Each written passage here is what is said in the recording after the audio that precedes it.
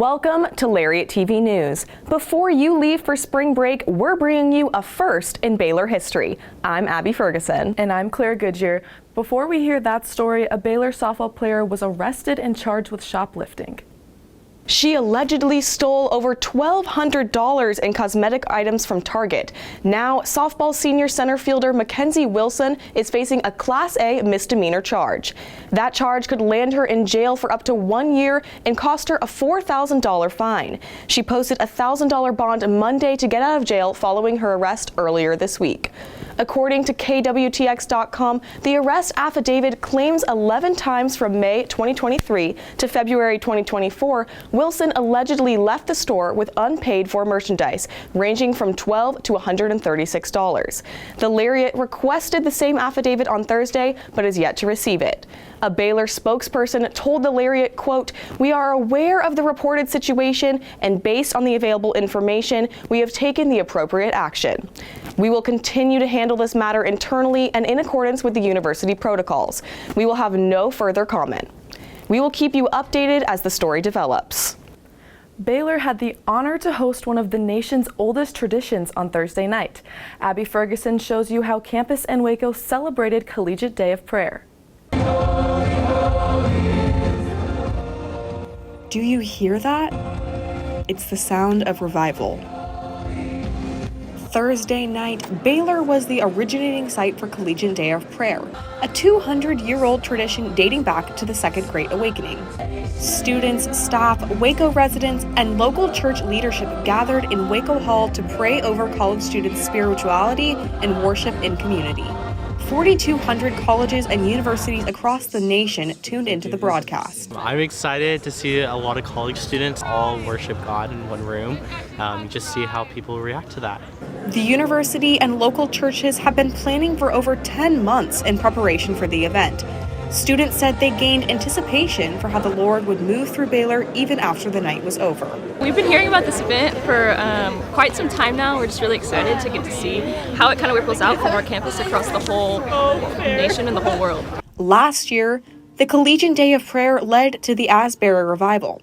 16 days following the Collegiate Day of Prayer, students at Asbury University continuously prayed and worshiped. Highland Baptist Church lead pastor John Durham told the Waco Hall crowd he hopes revival can touch Baylor and Waco as well. I'm really excited to see what God is going to do and not what we're going to try to make happen or expect of ourselves to make happen, but just what the Lord's going to do. Even though the event was only scheduled until 9 o'clock, those gathered in Waco Hall continued to linger and worship.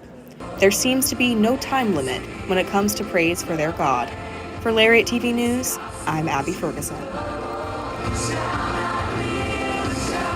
Students are using their free athletic tickets and making big profits on game day. Now, some are facing consequences.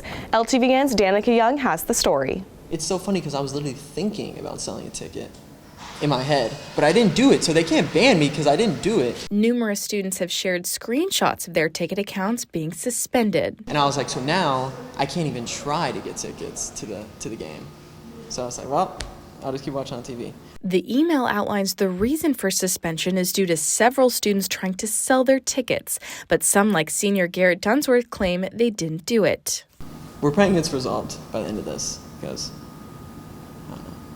it'd be sad if this wasn't fixed. Dunsworth said he does know people who do sell their tickets on the Baylor Snapchat page or on the anonymous platform Yik Yak. I see these people selling tickets every week. That's literally my reaction. Every week people be selling their tickets for $70 to $100 at the basketball games. Student Activities denied sharing a statement about the recent suspensions, but encourages students to follow the game day restrictions on their website. The guidelines say students who sell their tickets will be prohibited from reserving tickets for the rest of the season, and those who give their tickets to anyone else, even without charge, will also be penalized. So if you're thinking about selling your ticket or even just giving it to a friend, you might want to think twice and double check the guidelines. For Lariat TV News from Foster Pavilion, I'm Danica Young. When it comes to off-campus student housing, how can you stay safe? The Waco Police Department says you can take advantage of their crime-free multi-housing program. The program is designed to build a partnership between police and managers of off-campus rental properties. The Waco PD notifies their crime-free rental property partners of all significant crime activity on or near their properties. Officers also provide routine checks for member properties. That ensures that you know that you're on a crime-free property or one that is taking those steps to become a crime-free property. So we always encourage, Baylor students or people who are coming to choose Waco as their new home to take a look at those apartments that are listed on our website because those are our crime-free properties. Shipley says regardless if your complex is in the program or not, remember to stay mindful of your safety on spring break. Check the Waco Police website for the latest crime statistics or call 911 in the case of emergency. Spring break is the time to kick back and relax, but one student group is taking a different approach. Claire Goodyear tells you why these students feel called to serve. Some students are trading the beach for the border this spring break in the name of missions. I'm not really conflicted on what I wanted to do. I knew I wanted to go on the mission trip just because that's going to fulfill me so much more than going to the beach would. A group of students are with Antioch and are headed to Edinburgh to serve the local community. I just felt a certain calling that I needed to be obedient in this and that this mission trip would fulfill me just as much as a trip with all my best friends would. Honestly, a lot of us are just stepping out in faith because personally I've never done anything like this before.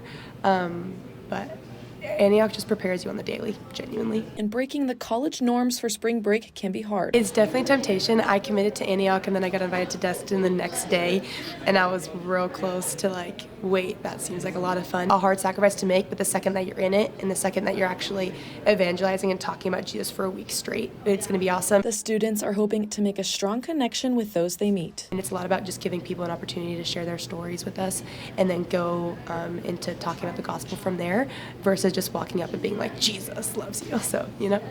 Yes. The group is also making an important stop at the University of Texas Rio Grande Valley. We are college students just like them, and the disconnect is far less than it would be just walking up to somebody. And we can say, we're just like you, but we know Jesus and we want to let you in on that. It might have been a hard choice to make, but the team is hoping they make a difference. For Lariat TV News, I'm Claire Goodyear. A bunch of gingerbread men won one of Baylor's biggest traditions. And a sorority found a sweet way to promote their philanthropy. Next. Let there be light. Let there be roommates and teammates and strangers who become family. Let there be marching and cheering. Let there be challenging courses and time to share. Scholarship and championships. Let there be groundbreaking and soul-searching. Let there be laughter. Let there be joy. Let there be light. Every sorority finds unique ways to give back, but only one found a way to fund their philanthropy with an unlimited dessert bar. Wednesday, Tri Delta gave students the opportunity to make a donation in return for unlimited sweets in support of St. Jude's Children's Research Hospital. The event featured vendors from many Waco businesses like Milk Bottle Cookies and Katie's Frozen Custard. This was Tri Delta's first time hosting the event, and their philanthropy chair shared why her passion for giving back gave her the inspiration to bring home a bit more than a spoonful of sugar. I've always been passionate about cancer and children. I love that St. Jude doesn't charge families for anything. No travel, no food, no hospital bill. They have such a good program going. The all-university Sing winners are in, and one act was baked to perfection. Caitlin Sides tells you who took the top spot. Incredible part to be inside of an act with 94 of your best friends every single day. Such a gift. Kappa Omega Tau took home first place in the 2024 All-University Sing competition with their act, Sweet Gingerbread Men. Not only is this the group's second time winning overall in the last 3 years, but their 21st overall Sing win as a chapter. You make an act from scratch, it's like your baby, and you care so much about it and you're so protective of it. And then the first open stages, when guys get costumes, when the backdrop's up and hanging in Waco Hall, it's like, oh my gosh, you see it slowly come together and then you finally get to where you can perform.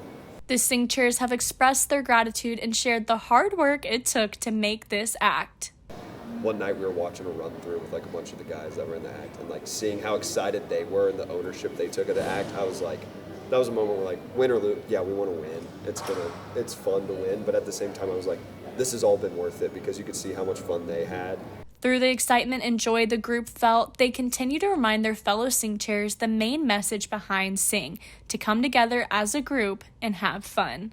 If you're proud of it, then I think that will provide just a lot of happiness and realize, like, dang, I worked my butt off for that long and I got to see all this come to life. Like, that's so awesome. What a gift that is. Just remember, like, this is like a little funny dancing musical thing. Like, don't take it too seriously. Like, we're doing this for fun, so don't make it super stressful to where it becomes something that's not fun. If you missed their act these last 2 weekends, it'll hit the stage once again for Pigskin in the fall. For Lariat TV News, I'm Caitlin Sides. And Greek life organizations aren't the only ones in the spotlight. This Monday, Concert Choir and Baylor's a cappella choir had a combined concert featuring the Dorchester Canticles and Chichester Psalms. Students have been preparing for a month for the concert, led by music professors Will McLean and Christina McMullen. We think that our students enjoyed singing together. It was something that they immediately commented on, and we had a really nice audience tonight. We had a lot of people that were really thrilled with how the concert was. We were thrilled the president and her husband were here this evening. If you want to hear some Baylor voices for yourself, Chamber Singers will host a concert in Armstrong Browning Library March 14th. Baylor is taking steps to recognize the unknown enslaved who founded the original Baylor University campus. That started with a centennial groundbreaking ceremony on Founders Mall. LTVN's Macy Krause was there. University leaders are digging deeper into Baylor's past. Today they are breaking grounds to recognize the unknown enslaved who built the original university over a century ago. This dirt is from Independence, Texas, where the original Baylor University was founded. For 117 years, the founders and their descendants were denied access to the school. And this groundbreaking centennial is declaring the soon-to-be memorial, recognizing their forgotten stories. While this is recognizing the enslaved persons, and some may feel that it only recognizes one group here on campus, it doesn't. This is the campus's history, and if you identify being a Baylor Bear, I feel like you should identify with partaking in this history as well. We're going to be walking around a very different campus, I think, in the next couple of decades, hopefully, and it won't be in a bad way, it'll be in a good way, where diversity is even more emphasized and more encouraged, and I think that'll be something that's very attractive to students in the future, because they're like, Baylor has changed, and then even in this small pocket of the world, this type of change can go everywhere. So I think foundation is the best word to describe like what's happening here. The memorial is to be complete by summer of 2025, stretching from Pat Neff to Waco Hall. I truly think that our community is healing every single day, and it involves having events like this, having groundbreaking ceremonies like this in particular. It's just very important, and I think that moving forward, students that graduate and continue to go here at the university can be able to see a true perspective of history and understand that the more well-informed that you are of history, the better you are at making decisions and being able to meet people in their journeys, where they're going and who they want to be and where they're coming from. Filling in the gaps by reflecting on Baylor's past, the university is looking towards a brighter future. And with this memorial, they aren't looking back. For Lariat TV News at Founders Mall, I'm Macy Krause. Baylor men's basketball has another monster matchup Saturday at home. And Baylor baseball is struggling to find its footing. Keep it here.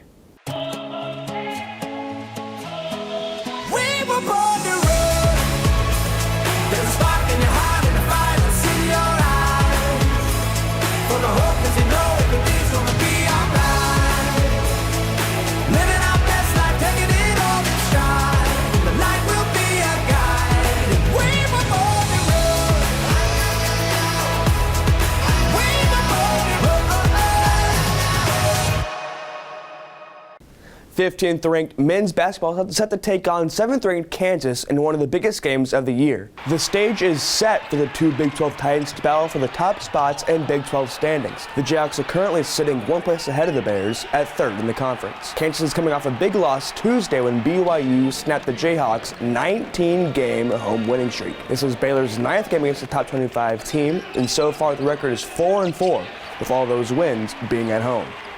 Big 12, it makes it easy when you're playing top 25 teams night in and night out, and those challenges are why the guys are on our team, and they want that opportunity to play in and be a part of big games. Last weekend, men's basketball hosted another top 10 team when number 2 ranked Houston came to town. The Cougars won a heartbreaker. 11th ranked Baylor men's basketball dropped an overtime thriller to Big 12 newcomer number 2 Houston, 82-76.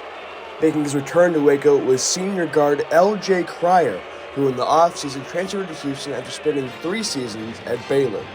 He finished the game with 15 points, and he made all 6 of his crucial free throw attempts.